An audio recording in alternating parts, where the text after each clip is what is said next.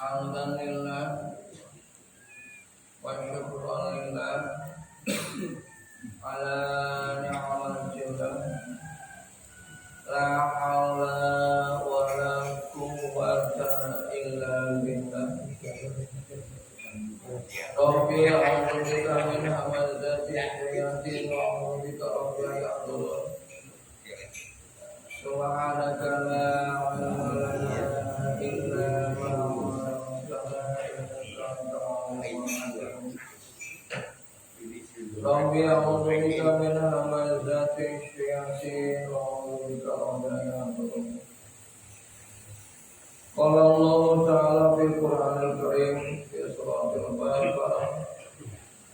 A'udzu billahi minasy syaithanir rajim. Walan tarda antara yahudu wala nasara hatta tabi'a millatahum.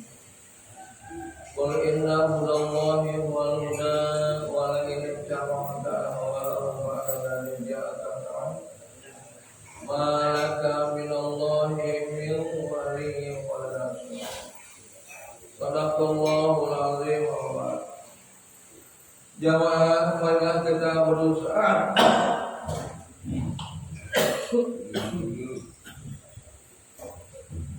Jamaah marilah kita berusaha terus menerus dengan tidak bosan-bosan untuk selalu memohon ampun kepada Allah Subhanahu wa taala. Kita berusaha untuk sering membaca istighfar, memohon ampunan Allah Subhanahu wa taala.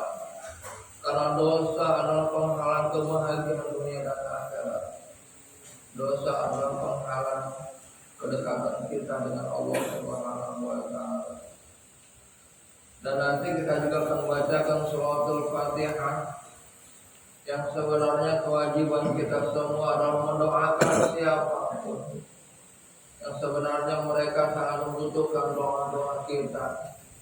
Oleh sebab itulah maka umat Nabi Muhammad ini adalah umat pilihan yang nanti dapat membantu orang lain, karena memang alam ini sudah membuktikan bahwa umat Nabi Muhammad SAW adalah selalu mendoakan siapapun.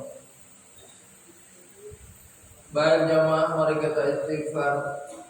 Astagfirullahaladzim, astagfirullahaladzim, astagfirullahaladzim. Bibarakati suratul Fatihah ya Allah, ya Allah, ya Allah, ya Allah,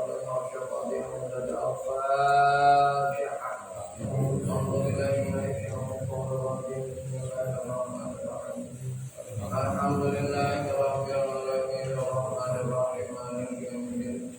Iyyaka na'budu wa iyyaka nasta'in.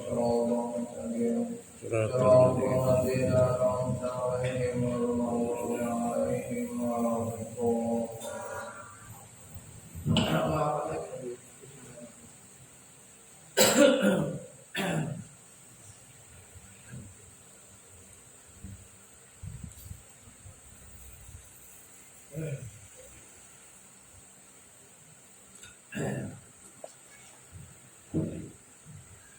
Bapak sekalian, saya masih melanjutkan yang kemarin karena begitu pentingnya ini.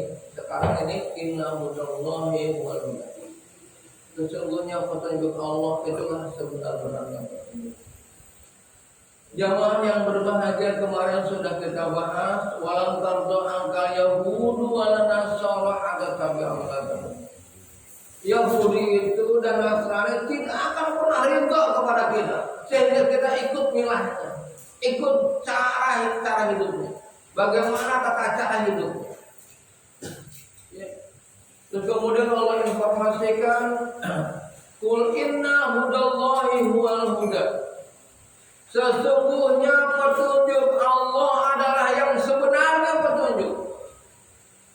Jamaah, hidup ini sebenarnya kita dalam hufratin nandar di ujung tanduk api neraka Allah.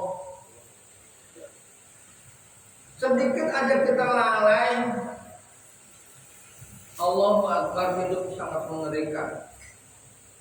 Setan itu mengawasi kita tidak hanya dari samping kiri, samping kanan, juga dari depan dan belakang. Semua segi sektor kehidupan kita itu dikelilingi sebenarnya oleh setan. Ya. Oleh sebab itu maka ayat ini harus kita perhatikan bahwa sebenarnya petunjuk Allah adalah yang sebenarnya petunjuk. Jamaah yang berbahagia, mereka menawarkan ideologi jauh. Mereka menawarkan tata cara hidup ini. Apa yang mereka tawarkan? For example, hedonisme, materialisme, kapitalisme, dan lain sebagainya. Hedonisme itu yang penting kita enak, yang penting kita biar selamat, yang penting kita ada. Itu hedonisme. Udahlah, nggak usah ngurusin yang lain. Ngapain sih ngurusin yang lain? Orang lain juga ngurusin masing-masing kok. Kamu urusin aja diri kamu, keluarga kamu, anak kamu, istri kamu, udah beres. Itu namanya hedonisme. Capek-capek kamu ngurusin yang lain. Ngapain ngedoain yang lain? Kalau nggak ada untungnya kamu doain yang lain. Itu seakan-akan seperti itu adalah hedonisme jemaah. Orang yang mencari selamat dalam artian selamat itu untuk kehidupan dirinya. Kalau ini yang diajarkan oleh Rasulullah SAW, Rasulullah adalah orang yang paling nikmat hidupnya dalam ukuran dunia. Bagaimana tidak nikmat? Khadijah istrinya itu orang yang paling kaya. Mau apapun Rasulullah bisa. Dan lain sebagainya. Tapi itu tidak diajarkan oleh Rasulullah Sallallahu Alaihi Wasallam. Rasulullah itu sakit demi umat, karena umatnya. Sampai sedemikian rupa sakit Rasulullah Sallallahu Alaihi Wasallam ketika malaikat Jibril menginformasikan bahwa ada umatnya yang kurang ajar kepada Allah Subhanahu Wa Taala, yang menjadi bengkel.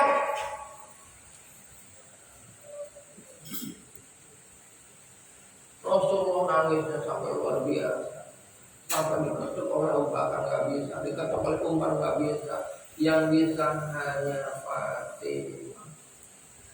Dan akhirnya terbongkar semuanya begitu cintanya. Bahkan pernah Rasulullah Sallallahu Alaihi Wasallam itu nangis sejadi-jadinya ketika di Mekah karena umatnya disiksa. Allahu Akbar. Padahal sahabat-sahabat Rasulullah yang disiksa di Mekah dulu, contohnya adalah Bilal, adalah sebuah resiko keyakinan dia. Jadi Islam itu ada resiko keyakinan, Pak. Karena yang enak hidupnya itu ya, adalah orang-orang kafir. Makanya kata Rasulullah SAW, adunya sijnun lil mu'minin wa jannatun lil kafirin. Surga ini kerangkeng, penjara, ada aturan-aturan bagi orang mukmin. Aturan begitu ketat bagi orang mukmin. Orang mukmin nggak boleh begini, orang mukmin nggak boleh begitu. Karena itu merugikan orang lain, karena itu ada hak orang lain. Karena itu lebih kemaslahatan banyak orang. Umat mukmin terikat oleh itu. Tapi orang kafir, wajanatul kafir, mereka bebas mau berbuat apapun. Mereka bebas mau berbuat apapun. Silakan kamu berbuat apapun. Sampai kata Rasulullah SAW, umat Islam pun dibebaskan. Silakan kamu hidup gaya mereka. Kata Rasulullah SAW, ismasita. Silakan kamu hidup gaya mereka. Silakan. Fa innaka mayyit. Coba ingat aja kamu bahwa kamu pasti mati. Ya tadi persilakan oleh Allah Subhanahu wa taala, oleh Rasulullah SAW. Dan memang ada ayatnya dalam surat Al-Kahfi. Wa iyya syafa'akum wa iyya syafa'akum. Kamu mau milih mana? Apakah kamu mau memilih kehidupan sebagai seorang mukmin atau memilih kehidupan sebagai orang kafir? Sekarang ini mana kehidupan orang mukmin dan mana kehidupan orang kafir? Sulit dibedakan.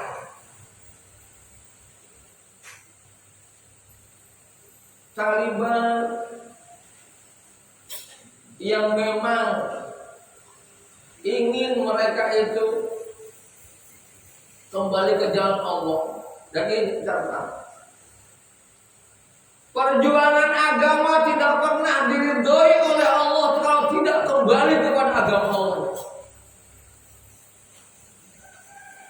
Makanya mereka, Bapak sekalian, selama 20 tahun lebih mereka membuat generasi muda yang memahami Al-Quran betul. Bagaimana Al-Quran bisa menjadi jurisprudensi akal, jurisprudensi hukum. Bagaimana mereka bisa menjadi mujtahid. Selain mujahid juga mujtahid. Lu pelajari terus. Anak-anak cerdas dipilih oleh orang-orang Taliban. Karena mereka diawasi oleh pemerintah, mereka membuat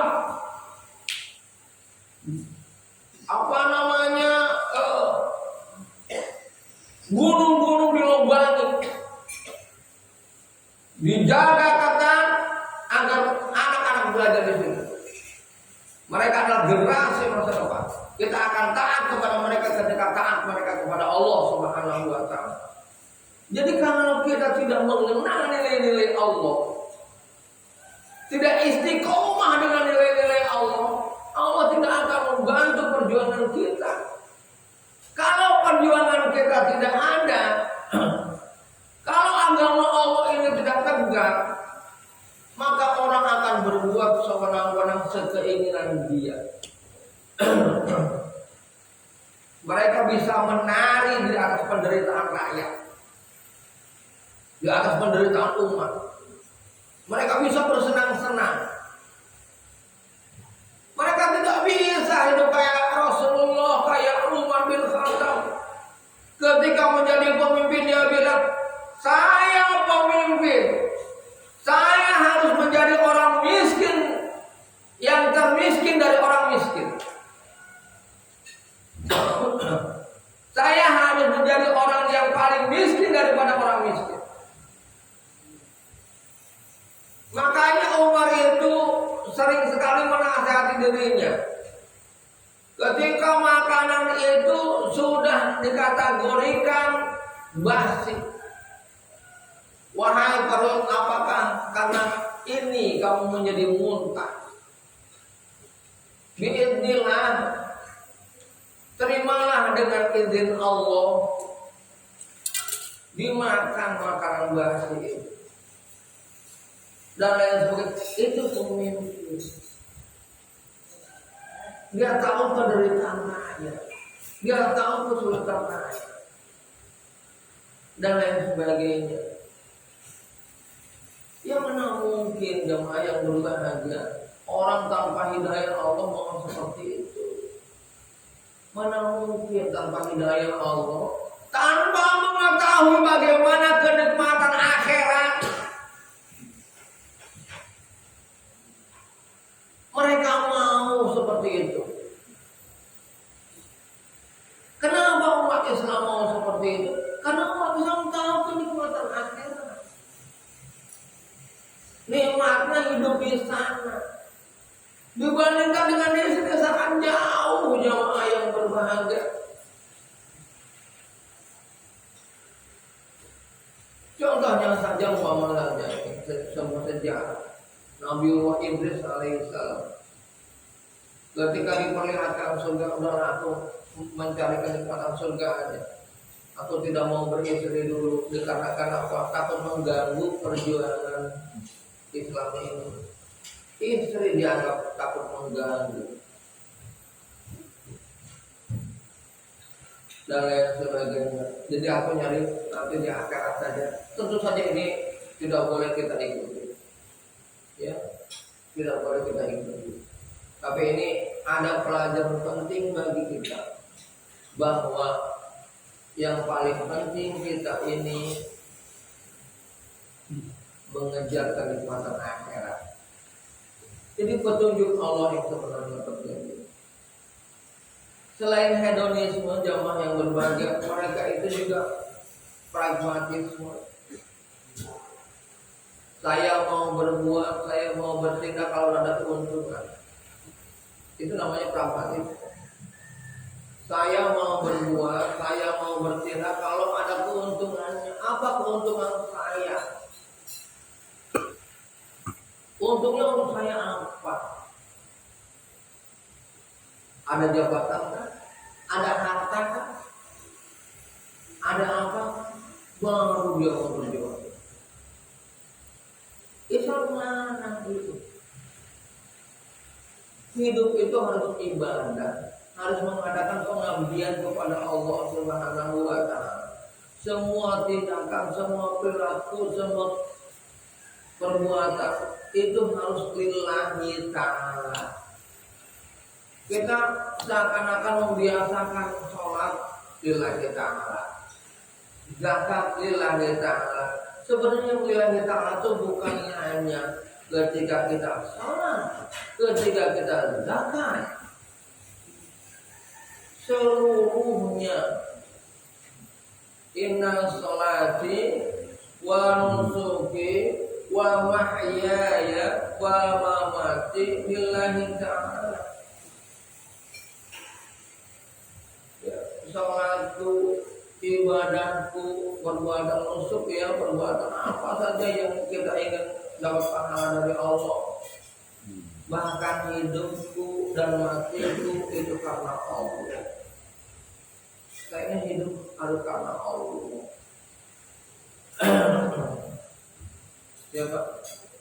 Oleh sebab ini kepentingan kita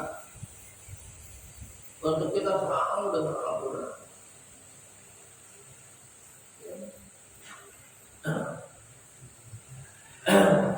Jadi pragmatisme itu diajarkan Pak. Kalau kita lihat TV-TV, tayangan TV-TV atau apa-apa, itu udah cerminan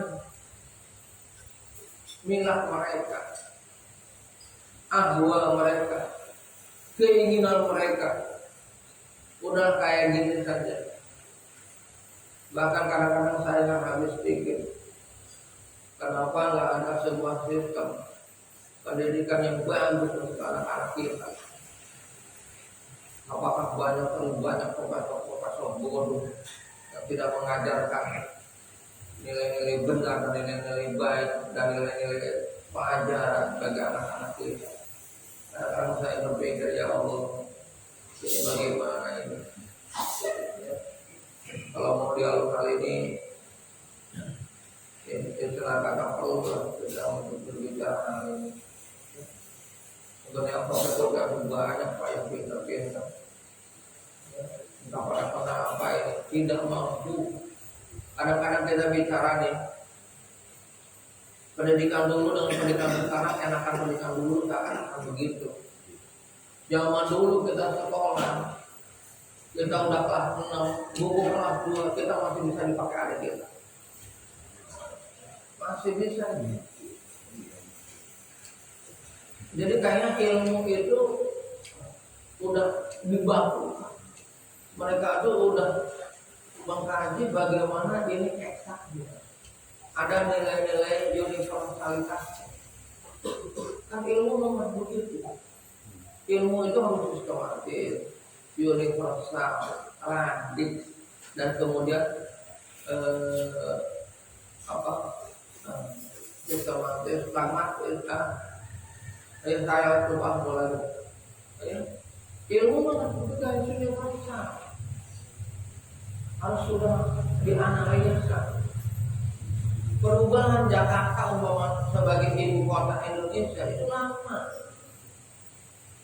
sudah setahun 2 tahun. Nah, kenapa memutuskan berubah?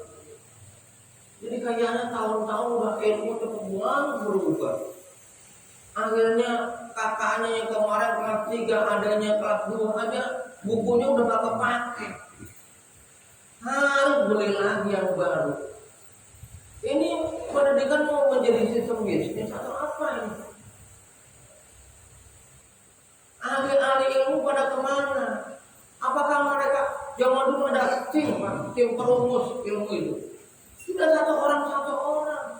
Ada tim perumusnya, Pak. Buku itu seperti Arnaga.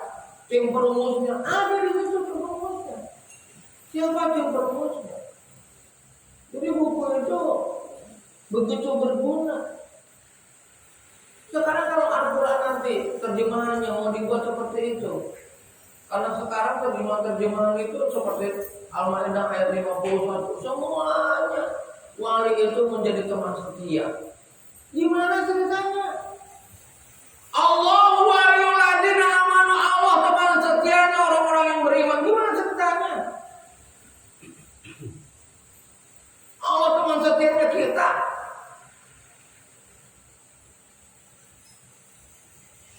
Allah itu pemimpin kita yang mengatur kehidupan kita, yang kita taati. Kalau yang teman setia, tahu sendiri. Ada batas-batasan pengaturan. Kalau Allah memberikan kita diatur oleh Allah itu ada batasannya, kan tidak. Hak mutlak Allah untuk membuat aturan. Karena Allah yang menciptakan kita. Kalau orang membuat televisi, pasti tahu bagaimana cara agar TV ini nanti bisa diperbaiki. Dia ajarin tujuh dan juklatnya kepada si pembeli. Dan akhirnya ada yang mempelajarinya bagaimana untuk memperbaiki TV. Sama dengan Allah. Allah yang menciptakan manusia, yang membuat manusia, Allah berikan juknisnya. Ini bukan teknis. Bagaimana kalau kita rusak, kalau kita hati galau, kalau kita apa? Ini ada petunjuk teknisnya.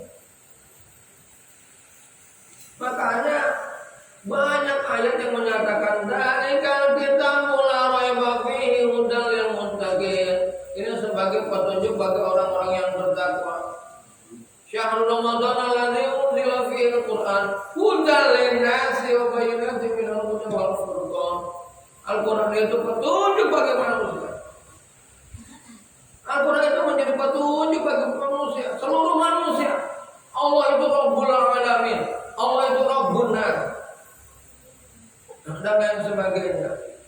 Oleh sebab itu jamaah yang berbahagia, ayolah jangan tergoda, jangan terkecoh oleh tipu daya mereka. Jadi pragmatisme itu begitu, Pak. Apa untungnya saya berbuat begitu? Apa untungnya saya berbuat begitu? Kalau materialisme itu namanya juga materi, yang penting duit. Ada duitnya enggak? Saya berbuat kayak begini ada duitnya enggak? Itu namanya materialisme atau kapitalisme.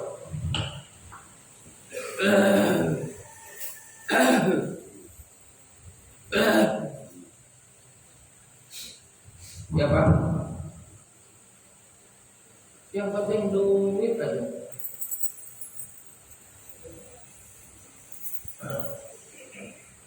Dikira alladzi jama'a lawwa'an dan yahsabu anna malahu akhirat. Dikira yang akan menyenangkan selama-lamanya itu adalah harta. Yang akan membebaskan kita dari neraka jahanam itu dikira dia dengan harta. Sampai terjadi jamaah yang berbahagia, orang kaya meninggal, terus kemudian dari dulu memang kurang ini, nanti doa ulama juga bisa dibayar. Dan betul aja pas dia meninggal itu, setiap yang berzikir itu, yang mimpin zikir itu dibayar besar gitu. Termasuk juga yang hadir saja dijawab, karena setiap yang hadir itu ada amplopnya, itu antri Pak. Dan ulama-ulama yang dibayar itu kebetulan saya kebagian 2 kali waktu itu. Ya. Wah, ikhlas banget, khusyuk banget. Ya. Jadi termasuk jamaahnya juga digilir. Ya. Karena per takdir itu dapat 100.000 sekali yang hadir. Ya. Yang mimpin mah lumayan. Nah ini kapitalisme. Apakah betul doa dikarenakan uang itu yang Allah terima?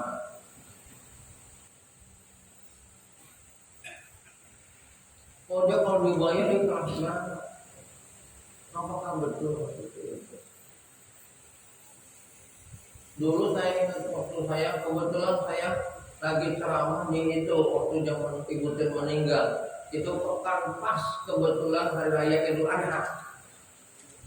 Setelah hari raya Idul Adha itu baru ramai Ibu Tin meninggal. Wah itu yang ngedoain Pak, saya masih ingat saja. Hampir seluruh bangsa Indonesia seakan-akan begitu. Saya tanya apakah jumlah yang banyak itu mampu merayu Allah? Apakah doa seorang anak yang soleh akan kalah jumlahnya, akan beda, akan sama dengan jumlah seluruh manusia yang mendoakan? Tidak. Terus saja. Anak yang soleh yang mampu menembus doa-doa pintu-pintu hati. Satu anak soleh dibandingkan dengan jumlah manusia yang banyak ketika mendoakan orang-orang yang tidak layak untuk didoakan. Dan itu memang sudah tertera dalam surat Taubah yang dipraktikkan oleh Ibrahim, dan ayat selanjutnya seperti itu. Ya, nanti silakan atau surat sekitar 114 atau 13. Ya. 9. Silakan dikaji oleh Allah, dibuka oleh Allah. Satu doa anak soleh. Jadi Allah bukan, makanya kata Allah yukhadi'una Allah walladzina amanu. Kamu mau menipu Allah apa ini? Mau menipu orang-orang yang beriman apa ini? Makanya bekas akmen asari sujud itu penting banget. Satu contoh, kenapa min asari sujud? Saya ini kan sedikit. Bapak sekalian, kita terjemahkan saja bahwa min asari sujud itu kita mencium bumi. Selama sehari semalam 5 kali kita cium. Nanti pas meninggal Pak, dia udah kenal dengan kita. Ini si Quran yang hidupnya nyium saya. Awas jaga. Mereka udah kenal dengan kita. Itu seumpama saja kita terjemahkan sujud itu mencium bumi. Itu bumi akan mengenal kita. Nah sama dengan kita. Kenapa kita sholat tinggi terus di masjid? supaya banyak orang-orang yang kenal dengan kita. Iya dia jamaah diabarkan. Itu min asam, ada bekasnya. Ya Allah saya bersumpah betul dia jamaah.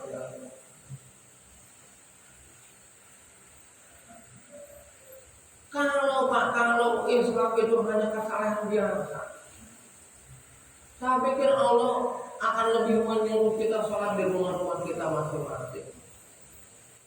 Kenapa rumah kita supaya nggak sepi, supaya nggak banyak hantunya, supaya ramai dan lain sebagainya. Mungkin seperti itu. Supaya masing-masing rumah itu berkah. Bahkan kalau biasa sebelum masuk rumah sholat tahiyatul bait, sholat menghormati rumah. Mungkin saya kata bisa begitu, tapi Allah tidak seperti itu. Kalau mau sholat tahiyatul masjid, nggak ada tahiyatul bait. Menghormati rumah saya, mau menghormati rumah saya, sholat sunat untuk kehormatan Allah, tidak bisa. Allah sudah buat identifikasi dan lain sebagainya. Makanya masjid itu disebut rumah Allah. Itu rumah Allah. Bagaimana kita memakmurkan ini rumah Allah? Kalau saya ingin ngobrol dengan Pak Budi, ingin minta bantuan Pak Budi, kan Pak Budi saya rumah Pak Budi. Pak Budi ini mohon maaf, saya kemarin. Kan betul seperti itu. Etikanya sama di rumah Allah juga. Seakan-akan seperti itu. Kalau mau kamu ingin mesra dengan Allah, ingin banyak harap dengan Allah, ayo di rumahku. Jangan seperti itu. Bapak sekalian, sampai ada zaman Rasulullah SAW yang namanya Ahlus Sufa. Dia tidak mau meninggalkan masjid Ahlus Sufa. Pokoknya hidup sehari-hari hanya di masjid. Itu namanya cikal bakal sufi Ahlus Sufa. Ya. Itu hidupnya sekitar 400 orang. Di zaman Rasulullah itu banyak Pak, 400 orang itu hidupnya hanya di masjid, menunggu instruksi dari Rasulullah SAW akan perang kemana. Mereka tidak berpikir makan, tidak berpikir apa. Jadi anak-anak muda itu siap dari masjid. Dan sampai bahasa mudanya, kalau memang dia perlu berkeluar, dia baru dipanggil sama Rasulullah. Nah, kamu saatnya berkeluar. Ya Rasulullah, bagaimana ini? Enggak, kamu dan saatnya dengan sila. Kamu begitu yang begitu. Baru dia aman berkehidupan. Jadi ketika di Madinah itu anak muda itu udah siap menunggu perintah Rasulullah SAW menjadi Ahlus Sufa. Ya, sekitar 400 orang, ya, di zaman Rasulullah. Ya. Jadi bahwa kalian petunjuk Allah yang sebenarnya petunjuk Pak. Yang lain itu pertamurganis. Buku yang lain itu bagaikan kayak begini Pak. Ketika kita belajar dulu IPS, IPA dan lain sebagainya, udah belajar Pak kita buang. Kalau Al-Quran, kapan kita buang, berani banget kita buang Al-Quran. Sampai kapan pun Pak, ini akan berlaku terus. Dan ini up to date. Tidak ada masa tidak berlakunya. Ketika orang mengkaji satu ayat, jangankan satu ayat, satu petikan surat, itu mau berapa jam bahasa mudanya. Makanya kalau kamu pintar kata Allah, wa in kuntum fi raibin mimma nazzalna ala abdina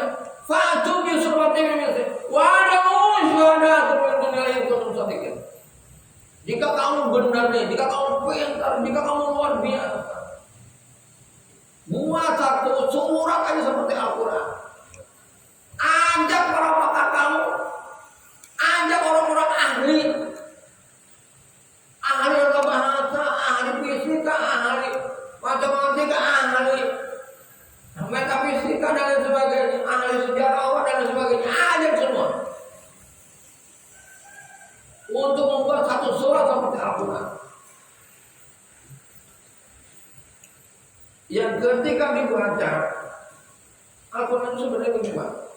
Ketika dibaca itu pintu itu berluas. Itu nggak ada orang yang begitu. Al-Quran itu ketika dibuka sedikit itu terlihat pintu luas saja. Lalu dia berkata, fa'ilam taf'alu, jika kamu tidak mampu nih, walan taf'alu, dan tidak akan mampu kamu. Oleh sebab itu fatakun takutlah kepada api neraka yang bahan bakarnya itu manusia dan batu. Fatakun naro wa quluhan su'al hajar. Yang bahan bakarnya jangan angkuh kita gitu. Nggak bisa kita buat satu surat aja seperti Al-Quran itu nggak akan bisa. Serius nih, kita nggak akan bisa membuat satu surat aja seperti Al-Quran itu nggak akan bisa. Ya,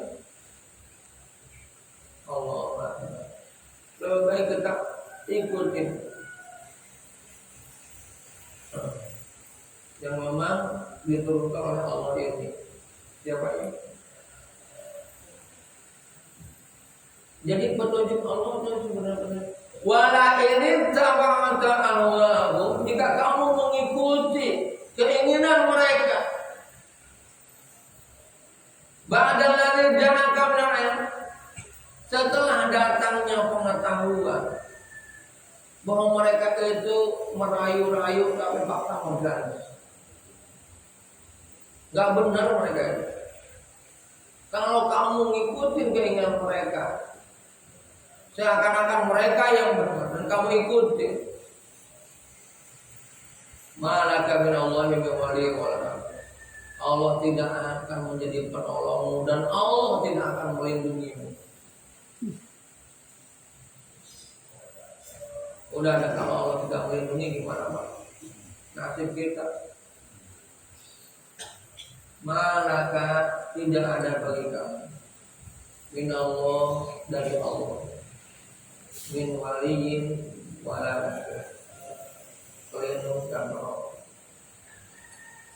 Oleh sebab itu, mari kita kaji Al-Quran. Mumpung kita masih diberikan umur oleh Allah Subhanahu wa Ta'ala. Jangan sampai Bapak sekalian hidup kita itu terpeleset.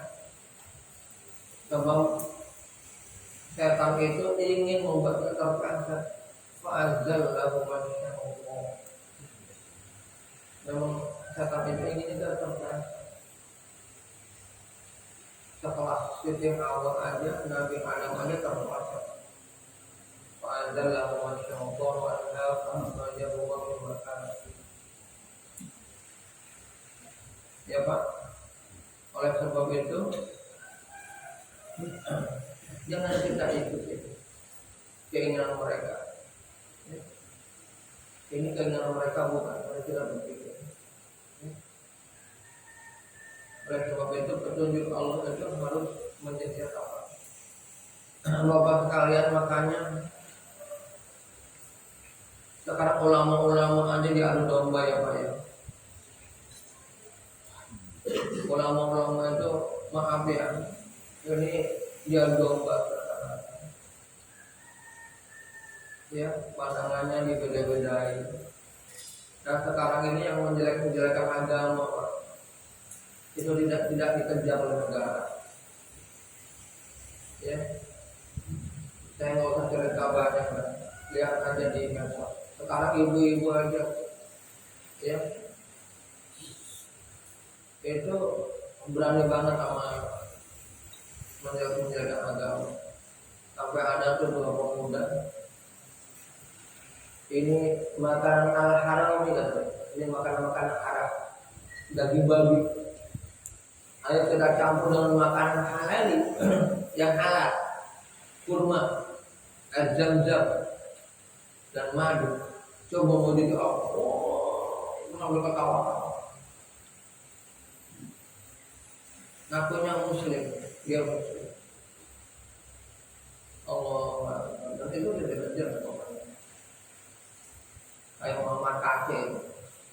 Bismillahirrahmanirrahim, yang diartikan dengan nama Yesus yang Maha Pengasih lagi Maha Penyayang, ya Allah.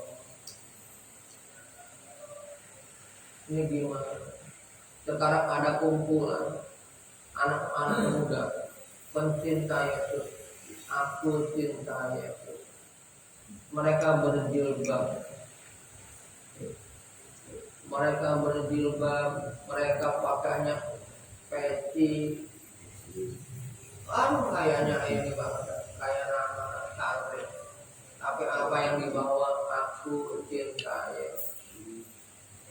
Dan itu perkumpulan itu sudah banyak. Dan sekarang banyak ulama-ulama yang khutbahnya di gereja, mereka dipakai. Ketika di dalam Islam pakai peci, di gereja nggak pakai peci, pada aman dia tidak. Udah luar biasa dirusak. Mau diapakan ini? Ya, katedral dan Istiqlal mau dipakai. Orang boleh sholat di katedral, boleh sholat di Istiqlal, boleh ngadain paduan suara, dan ini sudah pernah diuji coba oleh mereka. Boleh mengadakan paduan suara gereja nih di Istiqlal. Subhanallah, mau jadi apa? Ya. Bapak sekalian, Islam tidak akan pernah tergiur dengan rayuan-rayuan sedemikian. Kalau agama lain silakan kayak gitu. Orang kitabnya aja mereka berani berubah, sehingga kitab aslinya enggak. Mereka berani berubah kitabnya, mengikuti selera, tapi Al-Quran tidak akan pernah berubah. Banyak pejuang-pejuang Al-Quran yang siap mati demi menjaga otentitas,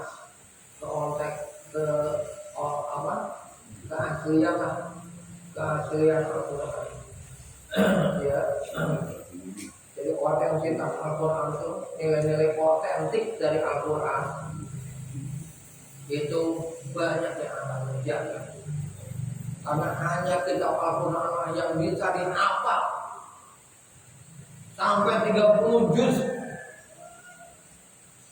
Ada banyak Pak yang menghafal Al-Quran sampai 30 juz. Udah banyak. Ya, biasanya dia pesantren alim itu hafal 30 juz. Makanya dia mau kemana-mana bawa Al-Quran. Dia jaga hafalan. Ya. Walaupun untuk mengajari anaknya nggak bisa ngajarin anak untuk hafal 30 juz. Ya, 30 juz Pak. Itu yang dia alim itu yang Allah tadi. Ya. Makanya dia ya Allah ya Allah ya Allah. Hidupnya berkah aja. Kayak apa yang dipegang sama suaminya berkah aja aja. Suaminya seakan-akan nggak mau duit beribadah, tapi berkah aja. Allah Akbar. Ya. Kalian sekalian. Jadi bapak sekalian, sekali lagi inna hudallahi wal huda.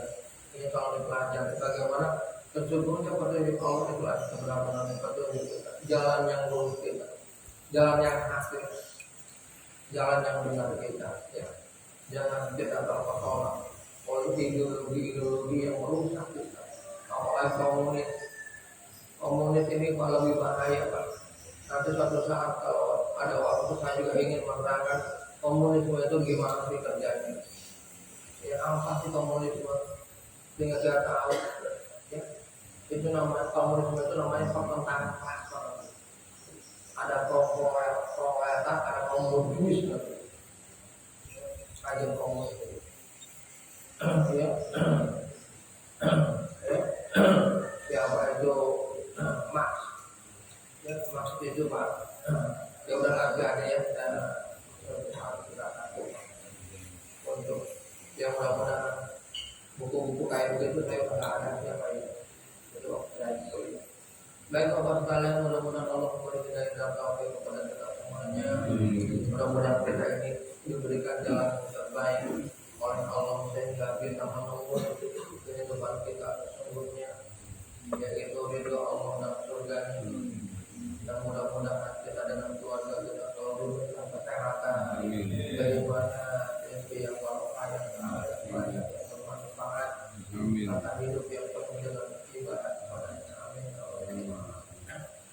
dengan tetap hidayah Allah Al-Fatihah.